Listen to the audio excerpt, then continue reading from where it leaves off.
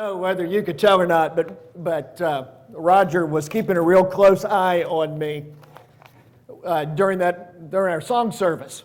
I had one of my really bad vertigo episodes this morning, and spent a lot of time laying on the floor. And finally, I got better. But Roger knows that if I keel over, he's got to get up and finish the sermon. So I was tempted about halfway through the song service just to lay down on the front row, just to mess with it. But no. Also, I made another mistake with everything going on this morning. You notice that the backgrounds of the prayers and the reading and all was coffee. And that was, I was supposed to mention in the beginning comments that we have coffee again. There's a coffee pot back there. And I'm sure if you didn't see that and didn't get one, if you'll just raise your hand, one of the ushers, I'm sure we'll take your... No, I'm just kidding about that. But we will try to start doing that again. Just little baby steps back to normal. One of the most used and effective things in movies is called the plot twist. And you know what this is. You're following the movie. Either you're following along and you think you know what's going on, or you're kind of confused and not really. But then there's this plot twist and everything changes.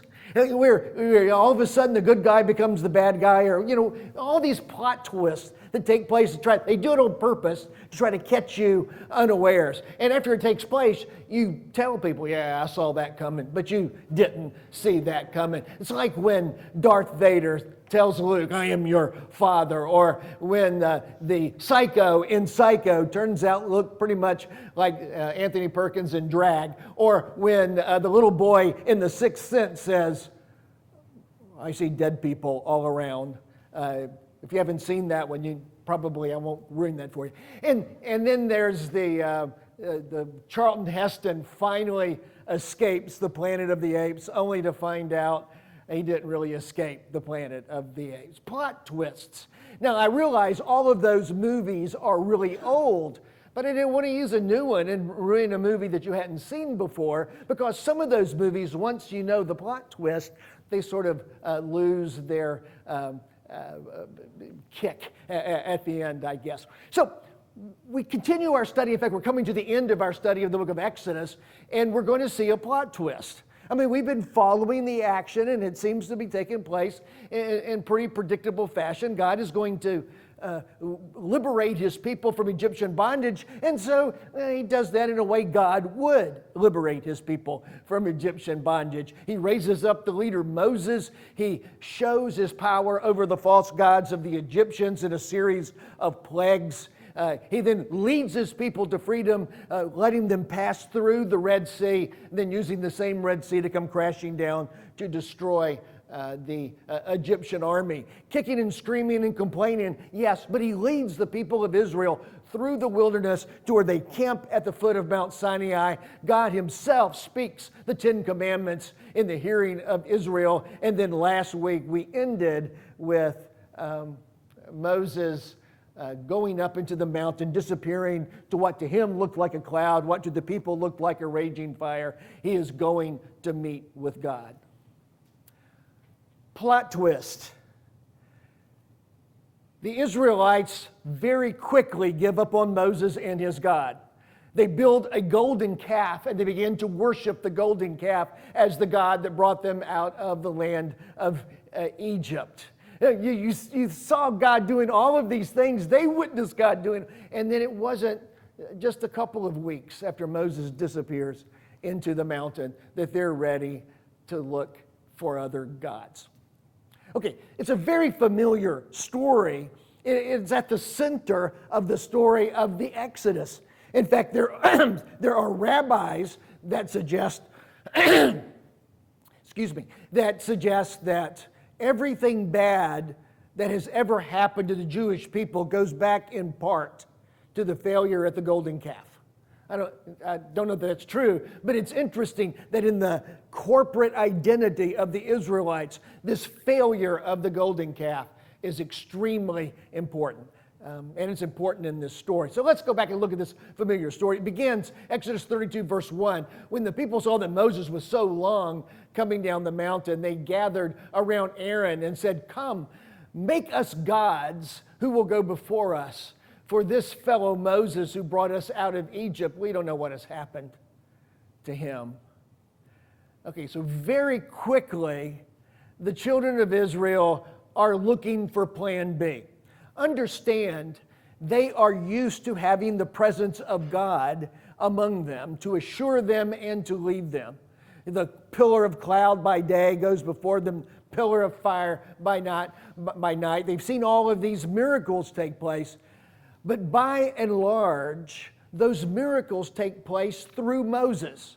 Moses is the assurance of the presence of God. So the children of Israel are hungry in the wilderness, they complain to Moses, and they're fed with the manna. When they are thirsty in the wilderness, they complain to Moses, and he makes sure they have water from the rock. When the enemies attack, it is Moses that gives them victory. Moses becomes the presence of God among the people. And so now Moses is gone, and they're not so sure that God is with them. And so they fall back on their raising from the nation of Egypt, and they decide what they need now are idol gods to go before them. Remember, the last thing that Moses said was, before he goes up the mountain, he takes the book of the covenant and reads it to the people, those laws that we looked at several weeks ago. And they responded, "We will do everything the Lord has said. We will obey." Well, it doesn't last too long. Because you see, to them, Moses, we call it the law of Moses. And it was for them as well. With Moses gone, they're not so sure about that covenant anymore. And we are amazed that they give up so quickly on what God has done in their lives. So they tell Aaron, "Make us gods who will go before us." They've been led by God. Moses, the leader that God appointed, and the cloud by day and the fire by night. But you see, here's one thing that we don't need to miss, and that is if we make gods to go before us, if we carve idols, probably the case that what Aaron does is he, takes a wood superstructure and builds a calf over top of it, because if you had a solid gold calf, it would be really hard to carry. And so that's the way the temple furniture was all made, wood overlaid with gold. And so he makes this God to go before us. You see, one thing is certain is that if there is an idol going before you, someone has to carry it. And so here's one of the problems that they had with Moses, one of the things they complained about, is some of the places that Moses was leading them. A couple of points, they want to go back to Egypt and be slaves again. But if you're going to carry your gods before you, you can go wherever it is that you want to go. You don't have to wait for God to lead you. You just carry the idol before you wherever it is that you want to go. So Aaron responds, and we're surprised that Aaron doesn't put up more of a fight. But he responds, "Take off the gold earrings that your wives, your sons, your daughters are wearing, and bring them to me." So the people took off their earrings and brought them to Aaron. And he took what was handed them, and he made an idol cast in the shape of a calf, and fashioned it with a tool. And they said, "These are your gods, Israel, who brought you up out of Egypt." Again, we are surprised that Aaron so quickly capitulated to the request of the people. We don't know. There are commentators that suggest that this crowd is getting unruly. And so what Aaron is doing, he is using this golden calf to sort of, okay, if we can make the golden calf be the presence of God until Moses gets back. Once Moses gets back, then everything is going to be okay. So we're just trying to maintain crowd control, give them what they want a little bit, and then maybe everything will be okay. Well, why would Aaron forget the voice of God speaking from the mountain saying, no other gods before me. Don't make any graven images in the form of anything on the earth below. Why would he so quickly? Is it the case that simply, it ends justifies the means? If I can use this golden calf to sort of fool the people for a while, then maybe everything is going to be okay? Well, Moses is going to have some things to say when he gets back to Aaron, and we'll look more at that next week. But the people so quickly turn, and it could be, another suggestion from the commentators, is Aaron is trying to use this calf to keep a connection to Yahweh, even to Jehovah, even though the people are starting to go off in a different direction. Immediately after the golden calf is made, the very next verse, when Aaron saw this, the people accepting the golden calf, he built an altar in front of the calf and announced, tomorrow there will be a festival to the Lord. So maybe what he's trying to do is, okay, he builds the calf, but he says, this is the God that brought you out of the land of Egypt. He builds the calf, but then he says, now we're going to have a festival to the Lord, to Yahweh, to Jehovah. So maybe he's trying to keep this unruly crowd connected to God in this sneaky, behind-the-scenes sort of way.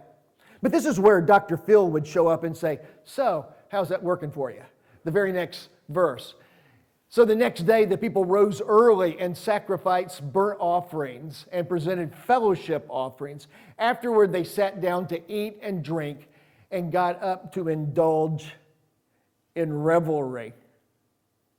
Okay, so we're going to have a festival to God. In that festival, okay, we're going to eat and drink and indulge in revelry. The older translations, they got up to play. One of the newer translations, they participated in a drunken orgy. The word indulge in revelry in the original is an interesting word. It's the word for laugh. When God told Abraham that Sarah was going to have a child, and that was going to be the child of promise, Abraham fell down and laughed. Later, when Sarah overheard the conversation, she laughed. And so then they named the kid Laughter, Isaac. Well, the word that is used for Abraham laughing and Sarah laughing is the same word that is used here. But that word is used in different ways as well. You remember the story where Isaac decides he's going to be a chip off the old block? Abraham had lied about Sarah being his sister. And so Isaac and Rebekah found themselves living for a time among the Philistines. And so they tell them, hey, Rebekah's my sister. Because it worked so well for Abraham and Sarah. And so the king of the Philistines believed that until one day he looked out and saw Isaac and Rebekah behaving like brothers and sisters don't behave. The text says that Isaac was caressing in the NIV, some translations fondling, and that's the word that is used here. It's the word for revelry. So the king of the Philistines immediately says, hey, you said you were brother and sister, and I can tell you're married. I didn't even know you were from West Virginia. That sort of thing. So there is something of an implication perhaps in this word that it was more than just a religious festival that was going on here. The people sat down to eat and they got up to engage in revelry in ways that is not connected with the worship of God, but is connected, by the way, to the worship of some idols. Well, the repercussions of this decision is going to be immediate and almost fatal. You may recall that the initial reaction when God tells Moses on Mount Sinai, you need to go back down and tend to your people because they're doing stuff. And then he goes on to say, and I'm going to destroy them and I'm going to build a nation out of you. There's about 5 or 6 times in this text where God is going to destroy the Israelites, and he's at least expressing great anger with them, that Moses actually steps between God and Israel to plead the case. Now, that's kind of an interesting sort of thing, because very often Moses gets very frustrated, but here it's God that is frustrated. Later on, there are going to be thousands of the Israelites that are going to be put to death by sword. God's going to kill more because of their lack of repentance with a pestilence that is sent to the camp. So there's going to be devastation, and we'll see more of that a little bit later. In fact, next week we'll go into a little bit more of the aftermath of this story. But what point can we take home to be with us today? What application can we make for our lives today? This generation of Israelite had seen things that no generation had seen before or since. They had seen the presence of God in a more dramatic way than perhaps any people ever in the history of mankind. They had heard themselves the voice of God. You know, most of us, if we told somebody that we had heard the voice of God, others would immediately think schizophrenia. But here, the whole nation hears the voice of God speak the Ten Commandments. They saw the waters divide. They saw Egypt brought to their knees. But they did not connect what they saw to a true and full sense of trust in God. How many times does God come through in the wilderness when they're hungry and thirsty and provide? How many times would that happen before you sort of see a pattern here that you can trust God to protect you? How many difficulties of the wilderness journey are going to come up before, and God takes care of every one of them? He defeats the Amalekites. He takes care of you in the desert. Your shoes aren't wearing out. Your food is always provided. How many times is that going to happen before you know, I believe I can trust God to take care of me? The problem with the Israelites was that they never made a connection between their supposed faith in God and the way that they lived their lives, how they entrusted themselves to God. And there is a connection there between their lack of faith in God and their turning so easily back to idols. In Romans chapter 1, Paul gives a description of the lack of faith and lack of morality of the pagan world that he found himself. He's describing this world to the Romans, which he really didn't need to. They understood. They lived in the middle of it. But I want you to think, as we read through this, how this applies to this generation of Israelite.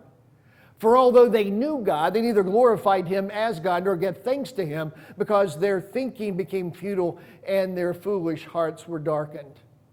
Isn't that what happened to Israel? They knew God, but they didn't really glorify Him as God. And one thing they never did was give thanks. They complained a lot. They grumbled a lot. They saw a lot of the difficulties. They were never thankful for what it was that God did. They were futile in their thinking. Their foolish hearts were darkened because even though they knew God, they didn't give Him the glory. They never made a connection between the God that was with them and their lives. So Paul continues. Although they claimed to be wise, they became fools and exchanged the glory of the immortal God for images made to look like mortal human beings and birds and animals and reptiles. Okay, they didn't glorify God or give thanks to Him. Now again, Paul's talking about the Romans in the first century, but doesn't this apply so well to what the Israelites are doing? When Moses leaves, they believe that they can't trust God anymore, so they want to make it up because they denied God, they neither glorified God, they didn't trust God. Then they started looking around for other gods to follow. Idols made to look like birds and animals and reptiles, or a golden calf. Now, if you think about it, if you're going to build a god that's stronger than any other god, a calf is kind of a questionable selection, right? A lion would be a better selection. Some kind of dragon with horns and stuff. Now, the calf, well, that's what they learned in Egypt. Well, the problem wasn't the idol. That was a problem. But what led to the idol was their lack of faith in God. And so, Paul continues, therefore God gave them over in the sinful desires of their hearts to sexual impurity for the degrading of their bodies to one another. And so they go an easy step from idolatry to indulging in revelry, as the NIV puts it. So they go from denying God. That's the pattern Paul is pointing to. You deny God, you don't worship Him, you don't glorify Him, you don't trust Him. That leads you to look around for other gods to follow. And once you find these other gods to follow, then you give in to all sorts of wicked living. That's what happened in the first century, Paul said. But it's also what happened to Israel in our story. So we look around and we ask, okay, so what are the idols of today? Oh, we recognize those. It's those big, huge McMansions that people build to their own ego. Or it's big, fancy, like Rolls-Royce type cars. I used to use Mercedes as my illustration, talking about big, fancy cars. But then one of our members got a Mercedes. So I'm pretty sure nobody has a Rolls-Royce. But if you do, I'd like a ride in it one of these days. Or, one of those super yachts that we're trying to take away from the Russian oligarchs. Or big vacation villas. See, we can look at those as idols, and that's materialistic idols, because we're never going to have any of that stuff. So it's easy for us to condemn them. But an idol can be, not a vacation villa. It can be a week in a condo someplace. An idol can be not a Rolls Royce, it can be a 2007 Honda CR-V. We can make any of the things around us idols. The problem is when we fail to connect to God, when we fail to trust God. It really doesn't matter the material things around us. If we place God on His throne, we always see Him as in control, and we don't try to control our world by carrying our idols before us, putting our faith in what we can buy, putting our faith in what we can control, putting our faith in what we can save up. Yeah, the things around us can very quickly become idols. And if we're not careful, maybe our idol is simply wanting to do what we want to do rather than listening to what it is that God wants us to do. And God would be the first one to tell you, you can do whatever it is you want to do. You can go where you want to go. You can worship whatever you want to. You can go wherever. I'm just not going to go with you. In fact, that was almost the result of the golden calf thing. In Exodus chapter 33, verse 3, Moses is talking to God. He's doing one more of his sort of interceding for the people. And God says, and it's interesting, 2 different times Moses makes the argument, what will the neighbors think? He's trying to reason with God, and he says, well, if you destroy your people, or if you fail to carry your people to the promised land, then the Egyptians and the other people, Canaanites around us, they're going to think that that you can't keep your promises. It's kind of an interesting argument. God says to Moses, go up to the land flowing with milk and honey. Okay, go on to the promised land. I'm not going to destroy the people. You win. You go on up to the land flowing in milk and honey, but I will not go with you because you are a stiff-necked people, and I might destroy you along the way. Is that interesting? He said, okay, I'm going to send you to the promised land, but I'm not going to go with you because you're so rebellious and you're so stiff-necked that I may have to destroy you before we get there. That should cause us to pause just a little bit. Because frankly, you and I can be pretty stubborn and stiff-necked at times. We can be pretty insistent on having our way and going our own way. I mean, we can. But God just won't go with us. If we're going to have God, if we're going to be in relationship with God, if we're going to be under the umbrella of God's blessings, then we're going to have to follow God. Years ago, Jeff Walling wrote a book, and he made this comment. I'll never forget it. He says, the title of the book was Daring to Dance with God. In the first chapter, he said, if you're going to dance with God, you have to let Him lead. That's true, isn't it? If you're going to be in relationship with God, He has to be God, and we have to be disciple. It can never be the other way around. The Israelites wanted to carry their gods up front. That way they could control wherever the idol went. God won't give us that kind of deal. He wants to carry us to the promised land. He wants to live in relationship with us. He desperately wants to show us His love. And He moved heaven and earth so that we could spend eternity with Him. But He has to remain God. And we must seek to follow Him, even when it's going somewhere that we do not want to go. So you and I this morning have to decide, is God going to be God? Or are we going to try to carry our idols wherever it is that we want to go?